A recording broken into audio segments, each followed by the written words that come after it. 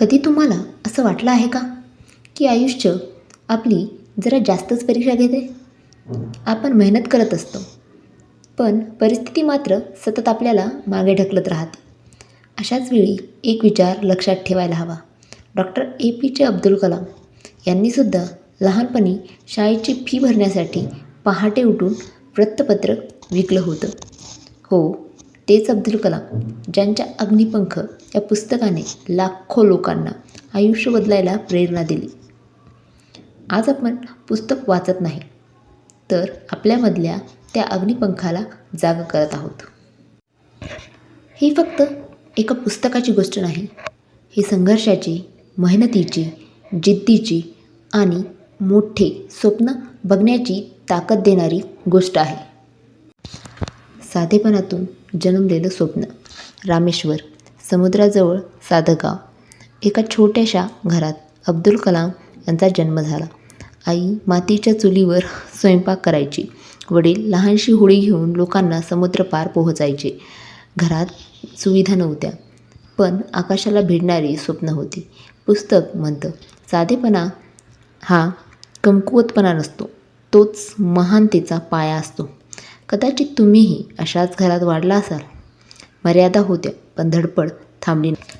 संघर्ष. पहिला गुरु. लहानपणी शाळेची फी भरण्यासाठी कलाम पहाटे उठून वृत्तपत्र वाटायचे. तोच त्यांचा पहिला धडा. स्वप्न तुमची म्हणून झटायलाही तुम्हालाच लागणार. आपणही कधीतरी रात्री उशिरापर्यंत अभ्यास केला असेल किंवा एखाद्या उद्देशासाठी मन मारून काम केलं असेल.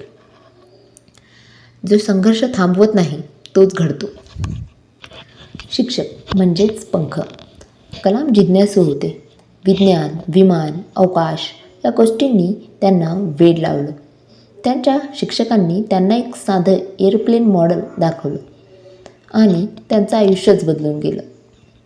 अग्निपंख सांगतं, शिक्षक फक्त शिकवत नाहीत, स्वप्न पूर्ण करण्याची हिंमत देतात.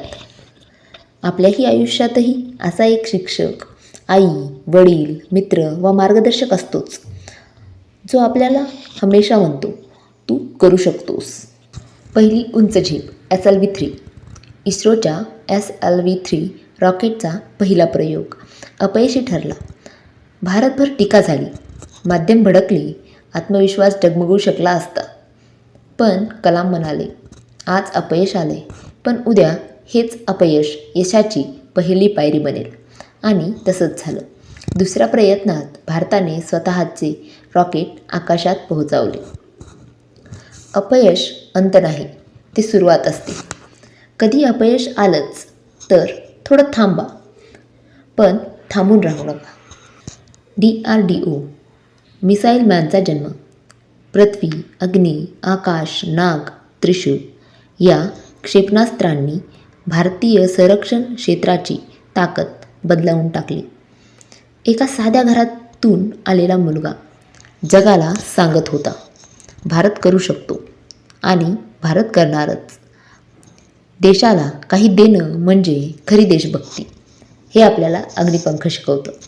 आज आपल्याला हातात कोणतं क्षेपणास्त्र नाही, पण आपलं काम 100% मनापासून करणं, तेही देशसेवाच आहे. राष्ट्रपती, पण मनाने कायम शिक्षक. राष्ट्रपती झाल्यानंतरही कलाम स्वतःबद्दल म्हणाले, I am first a teacher. ते विद्यार्थ्यांशी बोलणे, त्यांच्या प्रश्नांची उत्तरे देणे, त्यांना स्वप्न बघायला आणि ते पूर्ण करायला प्रेरणा देणे, ही त्यांच्यासाठी खरी कमाई होती. अग्निपंख सांगतं, ज्ञान वाटलं की वाढतं. एक दिवसात कोणाचं आयुष्य बदलत नाही, पण एका विचाराने बदलायला सुरुवात होते. मित्रांनो, डॉक्टर APJ अब्दुल कलाम यांनी आपल्याला एक अमूल्य विचार दिला. स्वप्न ती नाहीत जी झोपेत दिसतात, स्वप्न ती आहेत जी तुम्हाला झोपू देत नाहीत. तुम्ही कुठून आलात, किती पैसे आहेत, कोणी तुम्हाला ओळखतं की नाही, यापैकी काहीही महत्त्वाचं नाही. महत्त्वाचं आहे ते म्हणजे तुमचं ध्येय, तुमची जिद्द, तुमचा प्रयत्न. अग्निपंख उडायला शिकवतं, पण उडणं म्हणजे आकाशात जाणं नाही. उडणं म्हणजे स्वतःच्या भीतीला हरवणं, मर्यादा मोडणं आणि स्वतःलाच पुढचं पाऊल बनवणं. आज स्वतःशी एक वचन द्या, मी उडणार, स्वतःच्या मेहनतीने, स्वतःच्या जिद्दीने, स्वतःच्या कष्टाने. कारण प्रत्येकाच्या अंतःकरणात एक अग्निपंख असतो. फक्त त्याला पेटवण्यासाठी जरा विश्वास, जरा धडपड आणि एक छोटासा प्रयत्न पुरेसा असतो. अग्निपंख वाचताना माझी आवडती लाईन होती, संघर्ष हा सर्वात मोठा शिक्षक आहे. तुम्हालाही पुस्तकातील एखादा भाग मनात खोल उतरला असेल तर मला कमेंट्स करून सांगा. वाचायला मला आवडेल. आणि हो, बुक लॅब मराठीला सपोर्ट करायला विसरू नका. धन्यवाद.